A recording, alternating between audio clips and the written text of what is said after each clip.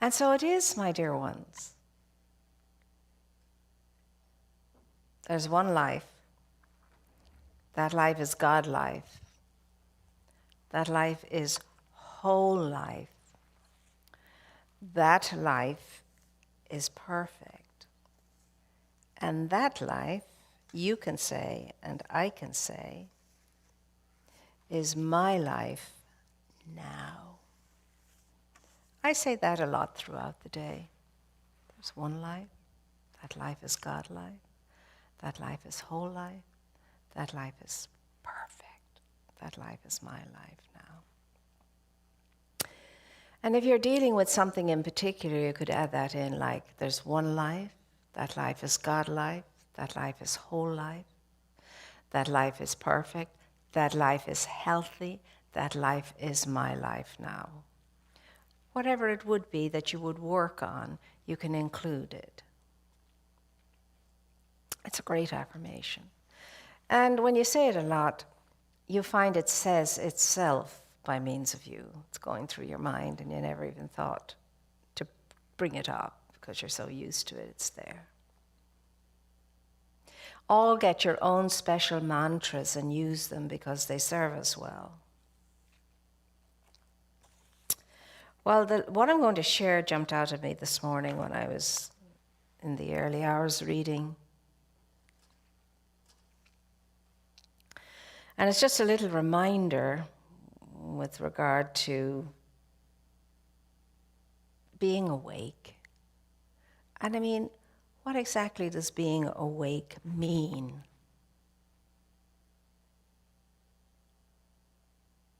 We have to find out what it means for you and what it means for me, because it means something different to everyone.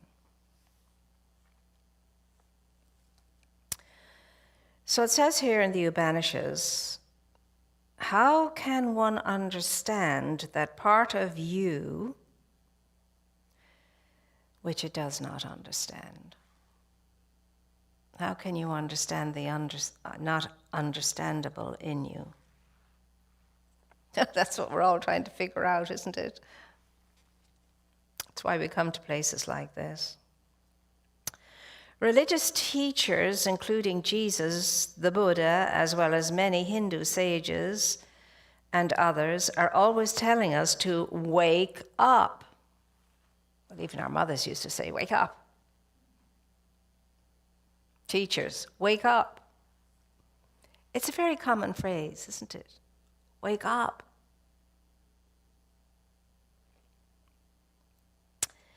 To be alert, to be alive, to be awake, to be attentive is what we're always pulled back to as a reminder. You might call it the AAAAA recovery program. I think there mightn't even be enough A's on that for some of us. But I like the word recovery. But how can you do this? What does being awake actually mean to you? Questions, always the questions. All of us are a question mark, surrounded by a sea of question marks, it seems. Does it mean being happy? These are rhetorical questions. Does it mean thinking about things more? Does it mean doing more good and reasonable thinking? Does it mean being grateful and appreciative? Does it mean being helpful and useful with what is right in front of us? Does it mean not wasting time and not being productive? And being productive. Does it mean trying harder and doing better? Does it mean reflecting regularly or engaging in a spiritual exercise, which the Catholic and Anglican Church and so on are very used to, and it's called the daily examination of consciousness. It's a great thing, that.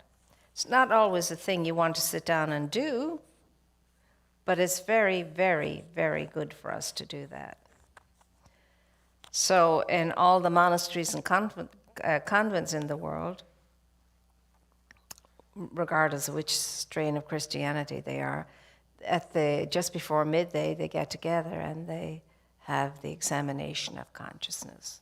It's just a quiet, peaceful time when you see how your day is doing and how you're doing in it and how you're showing up in it. And then if we need to make adjustments, we make adjustments. So, these are the most common ways that people understand the phrase, and they might well be some that get the better results when they focus in on these things with regard to being awake. Questions?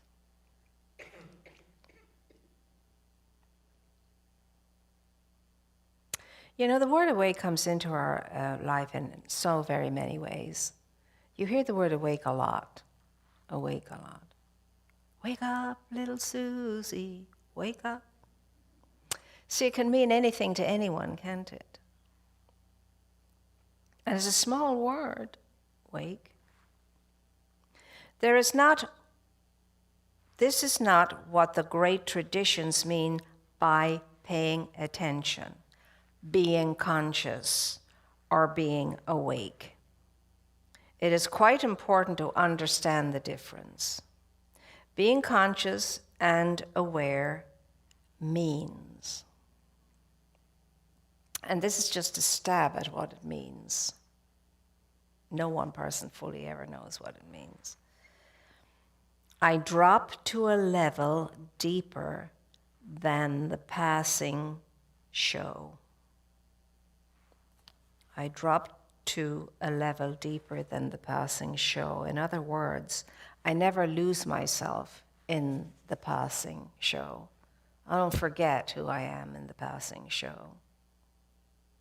I don't get carried away in the hurdy-gurdy of it all. I become the calm seer of my life and its dramas, etc., from that deeper level and point of view. In other words, from the level and point of view of the observer, not the judge, not the critic, but the observer. I don't go say to myself, oh, there you go again now, with all your good intentions today, it's just, 10 o'clock in the morning and you let them all go down the tube. I don't berate myself, is what this is saying. I don't judge myself. I don't damn myself. What I do is I observe myself. Oh, isn't that interesting? It's only 10 o'clock. And after all your good intentions early this morning and all your decisions that you made about how the day was going to be, it's already gone to hell in a handbasket.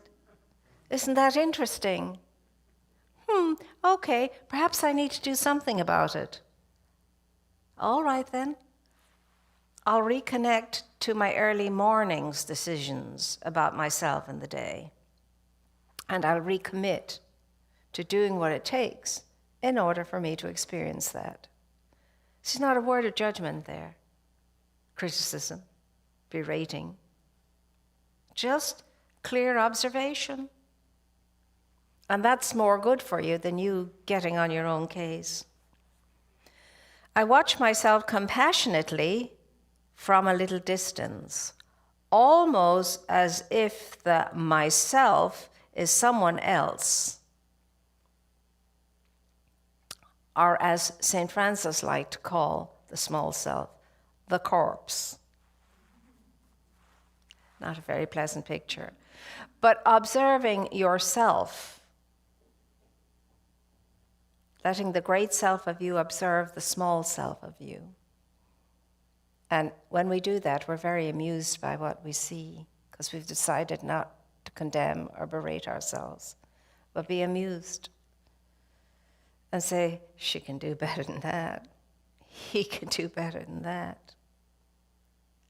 And make up your mind, do you want to? And if you want to, you go ahead and you do better by being better. I disidentify with my own emotional noise. Well, of course, no one in here has any emotional noise going on. And no longer let it pull me here and there and up and down and over there. I mean, none of us understand how strong the ego is, especially when it's frightened and scared. It drives us all over the place. It really does. Have us by the hair. Does a number on us, I can tell you. I stop thinking about this or that and collapse into pure consciousness of nothing in particular. Oh my goodness. Dropping into the consciousness of nothing in particular. You know people and I know people who cannot be still or listening for more than a minute, if that. They have to have noise going on somehow or another. They have to be preoccupied somehow or another. They have to be doing. They have to be distracting themselves from themselves through the busyment of the embodiment, as one of my teachers used to say. How caught up, he'd say, are you in the embusiment of your embodiment? Because if you're caught up in the embusiment of your embodiment all the time, there's no time for soul time, is there? They also serve who only stand and wait, the poet said. They also serve who only sit and wait, I say, because a lot of people just love to sit. I remember a friend of mine telling me that her husband's family was a family that just loved to sit. They sat a lot.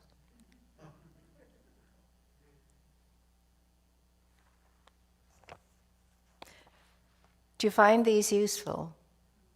These pointers useful?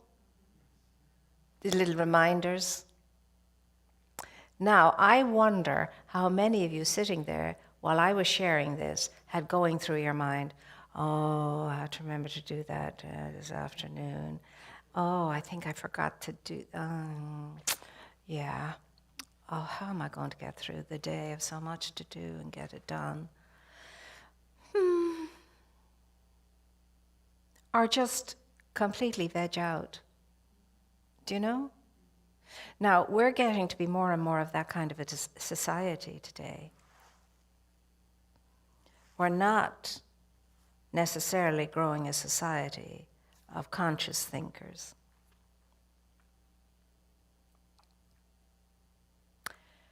Every single moment from a time the child gets up in the day until the child goes to bed at night, there's something for the child to do. I've never seen children as directed as they are today. There was a time when children went to school, after school they had their own time. That's no more. They have a longer schedule than their parents have sometime, because there's all after school stuff and so on and so forth. And the gadgetry doesn't help for personal time. We are becoming addicted to our gadgets. And if people forget their phone, oh my gosh, you think they'd left their head at home.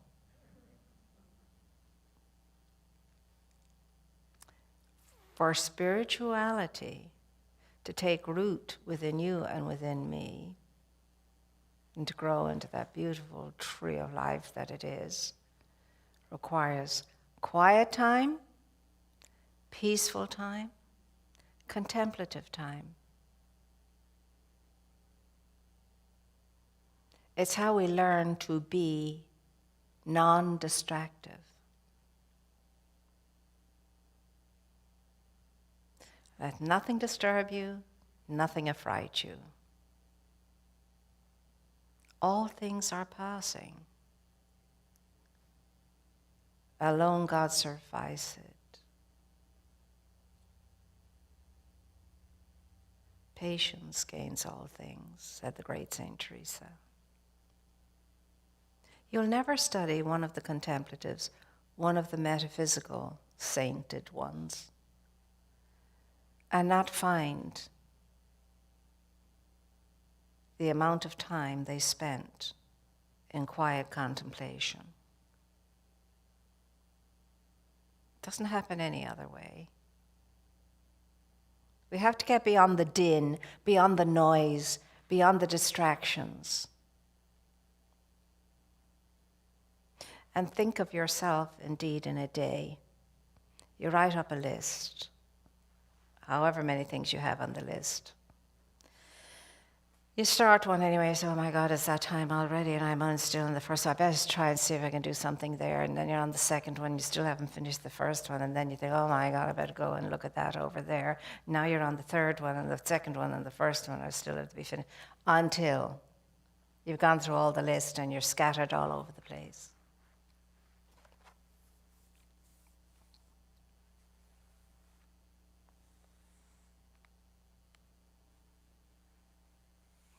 By all means, have a list. But don't leave the first one until it's done. You'll have a much more fulfilling day that way, even if you only got to 2.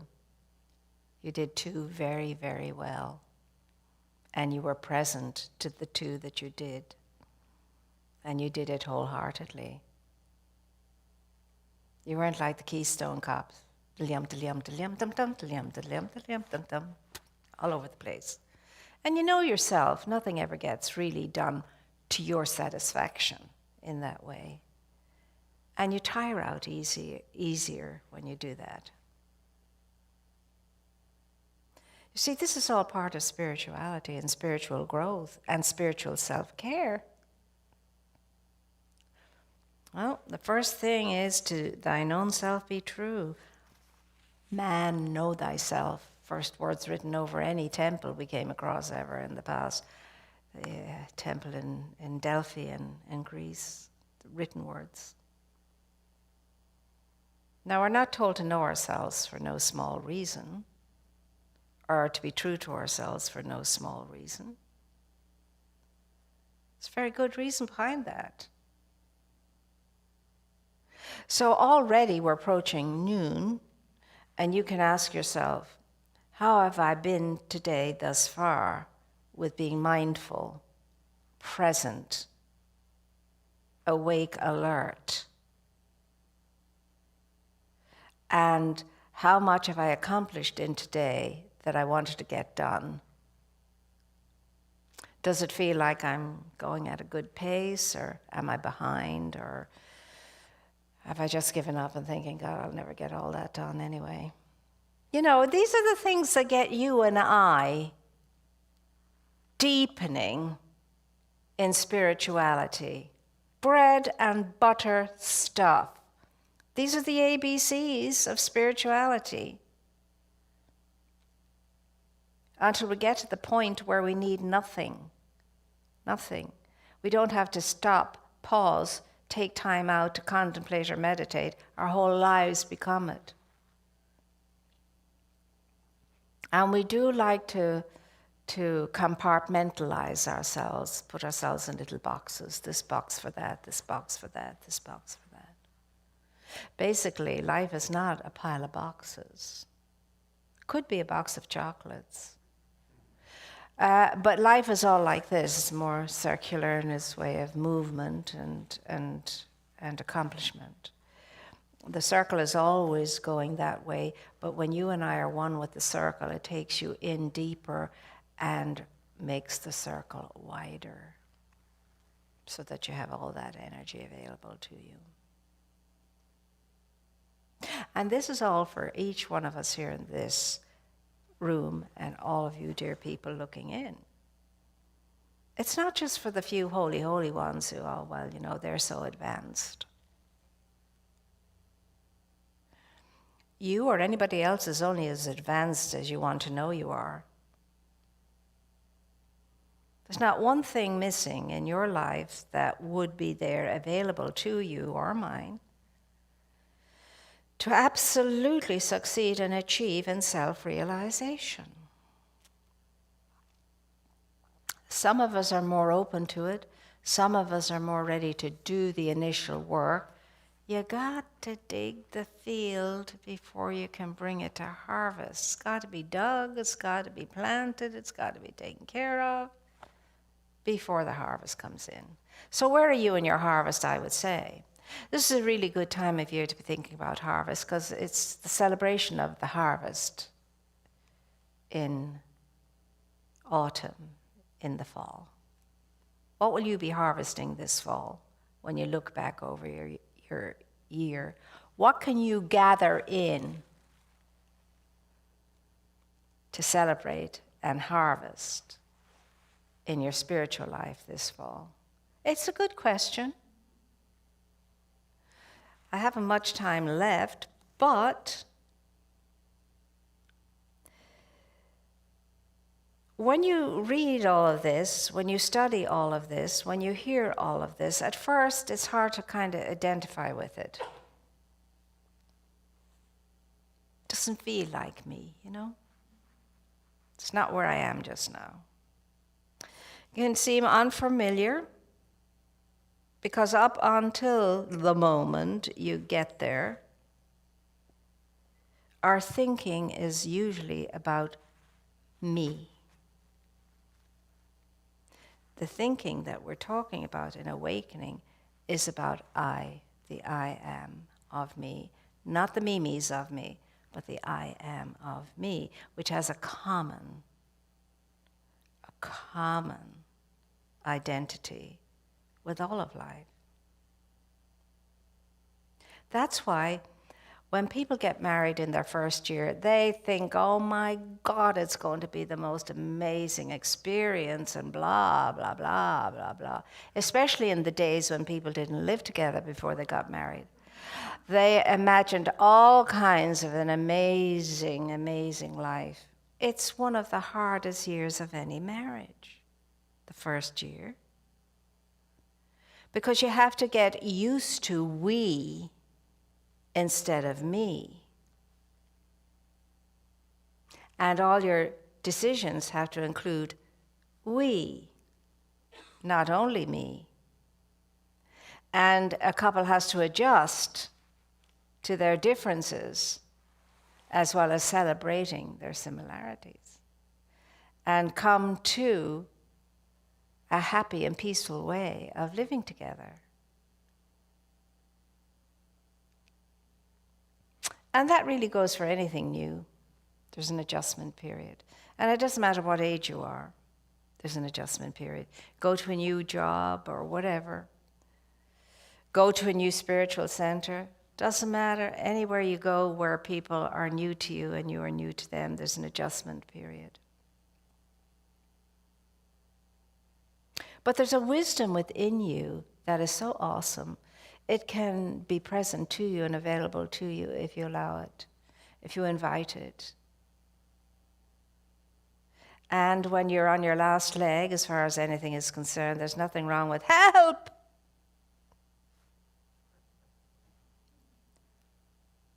When you don't know what to say in spirit.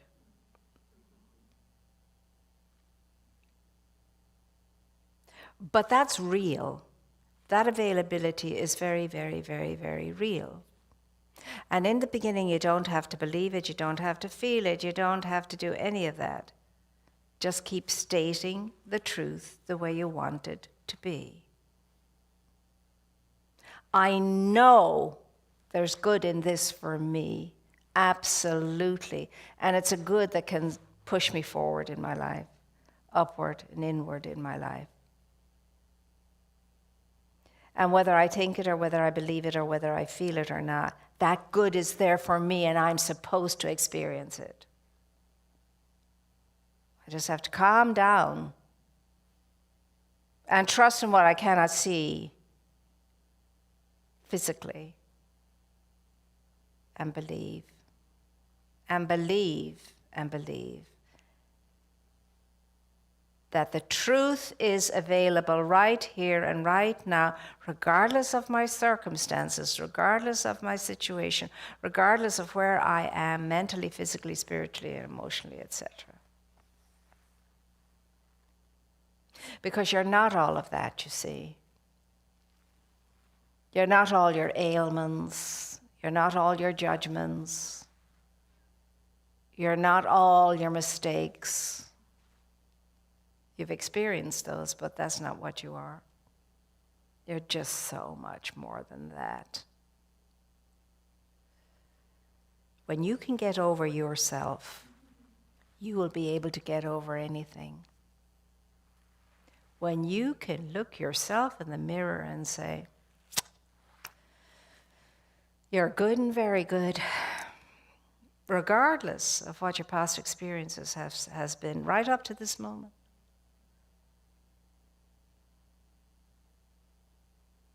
Now, could you possibly learn to love yourself enough to be able to do that and let yourself off the hook?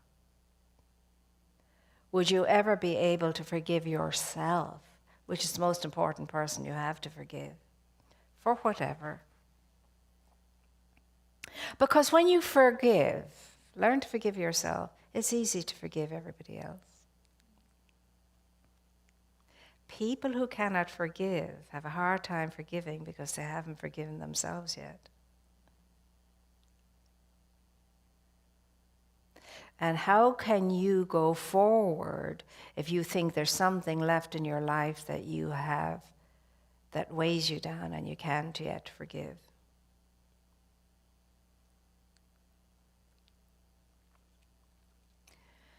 Let the past be the past. And let it be where it belongs, behind you. Strengthen yourself in the present. Behold the present and strengthen yourself in it, and your future is assured for being good and very good. Just let the past go. Let it go. And how will I know I've let it go? You won't have one regret. You won't have one regret. It was what it was, and it was for some reason or another, because nothing happens by accident.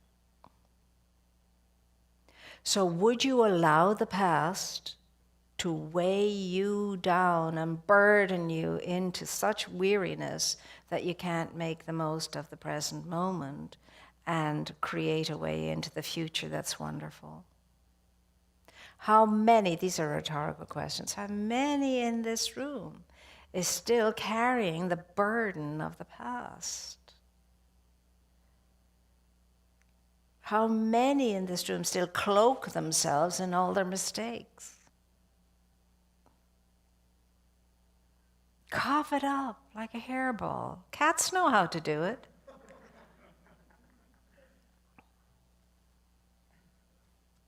Because you belaboring the past and what you did and what you didn't do, and it's of no use to you or anybody else. If you could just let yourself rise up one day as a totally new person, ready for a totally new experience of yourself. Can you imagine?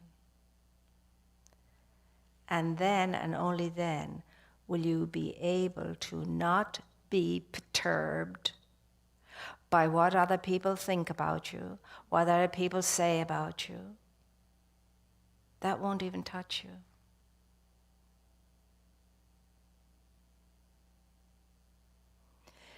They don't know you. They may think they do, but they don't. You don't even know yourself fully. How can they know you? Do not waste your sweetness on that desert air. Just don't. Just look to yourself and the infinite self within you, and let that be enough. You don't need to get anybody's approval. You don't need to be with the in group. You don't need to wonder whether you can keep up with him or her. You don't need to do the measuring thing. Better? Am I better or worse? Am I this? Such a waste of the precious moments of our lives on this planet. For God's sake, let go of what are they thinking of me? Who cares? They're going to think whatever they want to think of you anyway, and there's nothing you can do about that. So let it go, let it go, let it go. And you'll have a blessed day, and you'll have a victorious day, and you'll have an energetic day, and you'll have a happy day, and your health will be the better for it. And everybody around you will be the better for it too. Because we are all broadcasting systems. We broadcast our emotional and mental energy.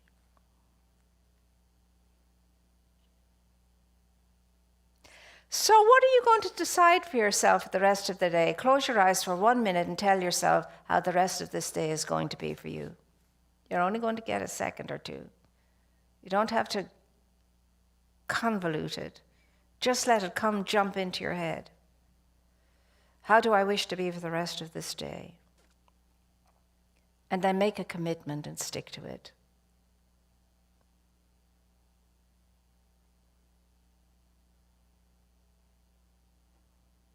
Okay, you should have it by now, and remember, as the song says, I am the place where God shows up, living, moving, having its being. I am the place where God shows up. So be that godliness showing up in your own life, and then it'll be a piece of cake to show up in all of the rest of your life's experiences. Yes? Are we good with that? Is it clear? Has it made any difference to you? Good. I can't wait to feel your energy out there as you go about the rest of the day. And I want to feel that energy. And I'll know how you're doing by the energy that comes to me. All right then, it's a joy always to be with you, you know that. I mean, it's just lovely to, midweek, just take a little bit of time out and, pause and remember who we are and what we are and how we can be. And that nothing is woeful enough to floor us or bring us down. Nothing. Because everything is small in comparison to that which is within you that can handle it all. No big or small in the spirit. Everything is possible. Remember, I'm possible. That's what the word impossible means. I'm possible. So now we're going to be in gratitude and thanksgiving for all our blessings, big, little, small, all of our blessings. And when we get to the stage where we realize that everything that happens in our life is a blessing, we're ready, just about ready, to walk on water. Just about ready.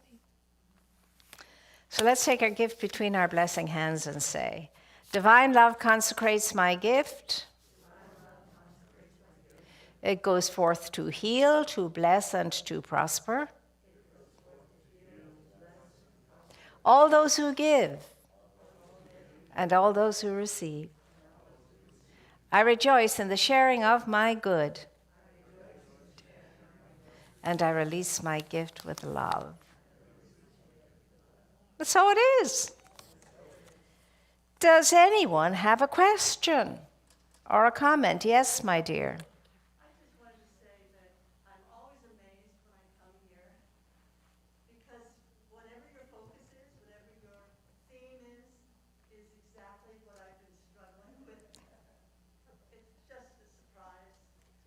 Isn't it wonderful? It's really wonderful. I'm amazed at it myself too. I really am. I'm totally amazed. And I've often come out prepared for a specific talk, and it turns completely into something else. Today I kept to script, but it doesn't always happen that way, because I really do believe that which is in the midst of us is the lead in all of this, is the lead, that the Holy Spirit shows up where the Holy Spirit will.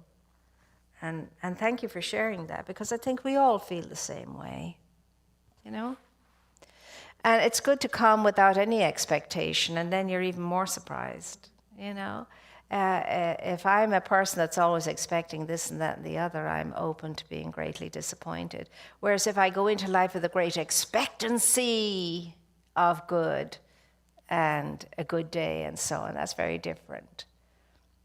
That's more universal and all-embracing. Yeah. Anybody else got a question or a comment? Or as we say in America, no, I'm good. You say, would you like another cup of tea, or would you like another, goodie? Oh, no, thank you, I'm good. And when I first came here, one day I just said, I know you're good, but I'm just asking you, would you like to have a little extra? Now I say it myself, no, I'm good. But it's a very good affirmation. I am good. So keep saying it. In Ireland, anyway, you don't even have to ask, because when people come and they share, they break bread together, they don't ask you, would you like some more? They come up to you and say, you'll have a little more now, won't you? And then when you've had your little more, they'll say, would you like a little more? That's when they'll ask you if you'd like a little more. So, off you go out into this beautiful world that awaits your lovely energy and your empowerment and your presence, and be the light that you are. Be the love that you are. Be the lifefulness that you are. And splash all of that around the place. And you'll have a great afternoon, and you'll enjoy the rest of your week, and we'll meet again very soon. And please stay tuned in, and know I am very grateful to everybody who supports all our programs, and everybody who shows up in any way, and especially to all our beautiful volunteers and ministers and practitioners, and to all those who financially support the center, because without financial support, we just couldn't have a center, could we? And we couldn't take care of its legacy for tomorrow. So I'm truly grateful, I assure you, I am truly grateful, as are we all here. So get up, get out, and get at it. Yeah? Yes. Good. Off you go now. And have a great, good, wonderful, joy-filled day. And force yourself to laugh if you don't feel like it. But you will feel like it. Laugh, laugh, laugh, laugh, laugh. It's the best medicine.